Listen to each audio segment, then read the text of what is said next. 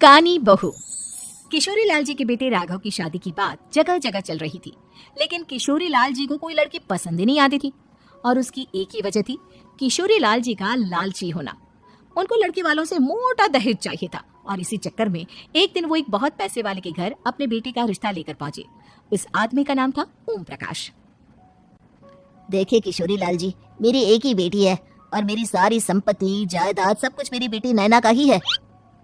पापा, नाम से लगता है बहुत खूबसूरत होगी। कितना अच्छा नाम है ना, नैना।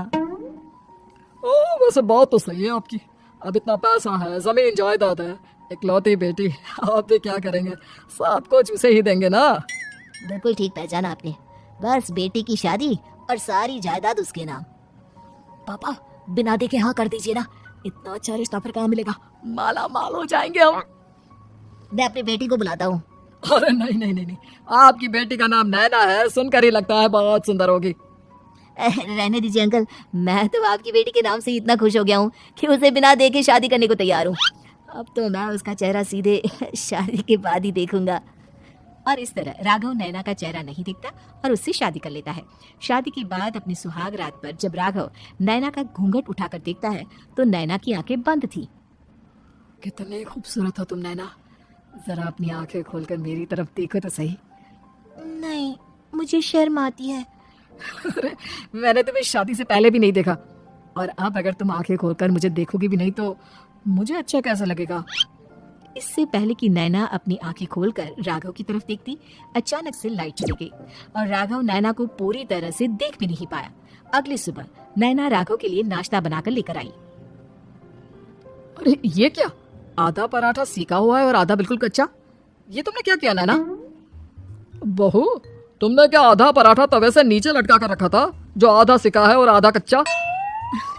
मुझे जितना दिखेगा उतना ही तो सीखूंगी ना पापा जी।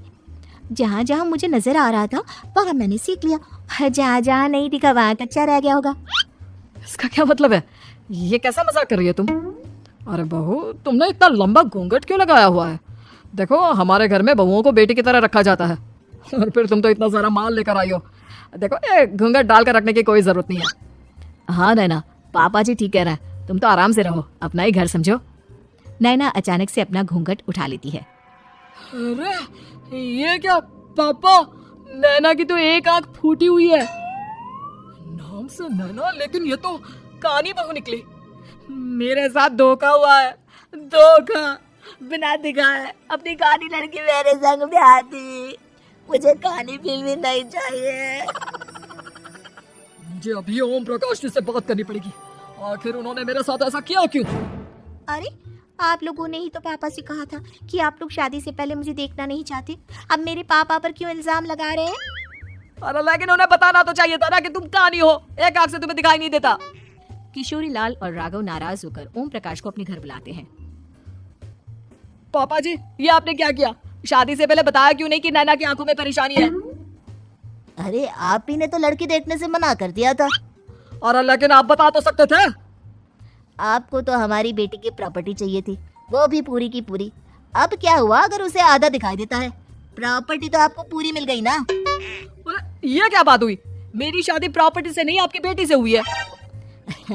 अब ये तो पहले सोचना चाहिए था, तब तो मेरी प्रॉपर्टी देखकर तुम्हारी जुबान लप लपा रही थी। लेकिन मैं कानी लड़की को अपनी बीवी बनाकर नहीं रख सकता। पापा, कुछ करिए ना आप। हाँ, करता हूँ।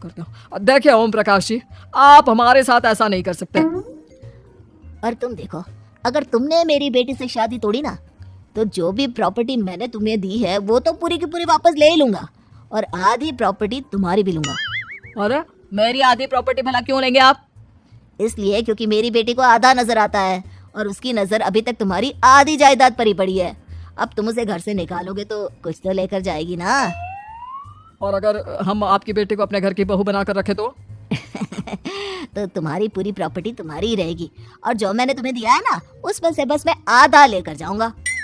अरे लेकिन अब आप अपनी दी हुई प्रॉपर्टी में से आधी वापस क्यों लेकर जाएंगे, अगर मैं आपकी बेटी को अपनी पत्नी बनाकर रखने को तैयार हूँ तो? इसलिए ताकि भविष्य में अगर तुम मेरी बेटी को धोखा दो तो उसके पास कुछ तो रहे जो पति का हो, वैसे मेरे पास तो बहुत कुछ है, लेकिन अपने पति की कोई निशानी तो उसके पास होनी चाहिए ना।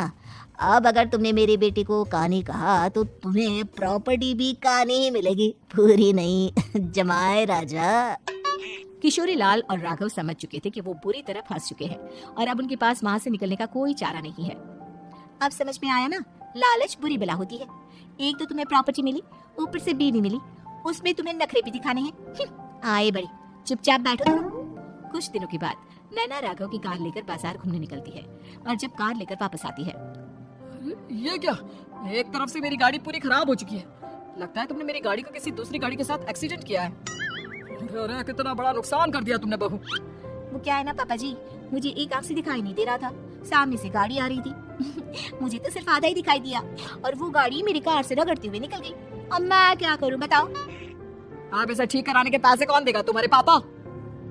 तुमने मुझसे इस तरह से बात की? अभी रुको। नैना राघव की शिकायत ओम प्रकाश को कर देती है। देखो राघव, अब जो मेरी आधी प्रॉपर्टी तुम्हारे पास थी ना, उसमें से आधी और मैं लेकर जाऊंगा, क्योंकि तुमने मेरी बेटी को डांटा। अरे नहीं नहीं पापा जी, गलती हो गई, माफ कर दो। गलती की तो कोई गुंजाइश ही नहीं। अगली बार मेरी बेटी को डांटा तो बची हुई आधी में से आधी और ले जाऊंगा। लालच के चक्कर में हम दोनों ने बहुत बड़ी गलती कर दी बेटा। एक तो तुम्हें कानी बहू मिली और ऊपर से जो माल मिला वो भी काना।